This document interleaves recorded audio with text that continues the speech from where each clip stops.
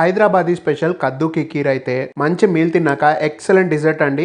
First ఒక 3 tea స్పూన్ల నెయ్యి వేసుకుని ఇందులో తరిగిన జీడిపప్పు, పిస్తా పప్పు, బాదం పప్పు, కిస్మిస్ వేసేసి 1 నిమిషం పాటు అలా ఫ్రై చేసుకున్నాక బౌల్లోకి తీసేసుకొని పక్కన ఉంచుకోండి. ఇదే నెయ్యిలో సగం సొరకాయ ఇలా తురిమి వేసుకోవాలి. నేనైతే లైట్ గా పిండేసాను నీళ్లు. ఇది నేతిలో ఒక 2 నిమిషాలు ఫ్రై చేసుకుని గంట పాటు నానబెట్టుకుని ఒక 3 టేబుల్ స్పూన్ల సగ్గుబియ్యం వేసేసి ఒక 100 ml వాటర్ పోసి 7-8 నిమిషాలు మీడియం ఫ్లేమ్ లో కుక్ చేసుకోండి. ఆ తర్వాత 2 సాఫ్ట్ గా అయిపోతాయి. ఇప్పుడు ఇవి పక్కన పెట్టేసి 1 లీటర్ ఫుల్ ఫ్యాట్ మిల్క్ ని మరిగించుకోండి.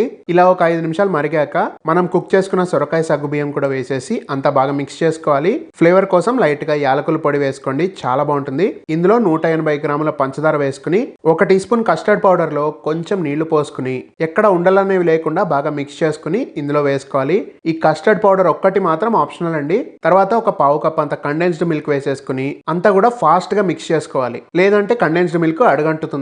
మీకు కావాలంటే కాస్త ఫుడ్ కలర్ వేసుకోండి. నేను గ్రీన్ కలర్ వాడుతున్నాను. వద్దనుకుంటే అవాయిడ్ చేసేయండి. లాస్ట్ లో మనం ఫ్రై చేసుకున్న డ్రై ఫ్రూట్స్ కూడా వేసేసి అంతా మిక్స్ చేసుకుని సర్వ్ చేసుకోవడమే. క్రీమీగా చాలా బాగుంటుందండి. మీరు కూడా ట్రై చేయండి. వీడియో నచ్చితే లైక్ చేయండి, ఛానల్ సబ్స్క్రైబ్ చేయండి అండ్ ఇన్స్టాగ్రామ్ లో ఫాలో అవ్వండి.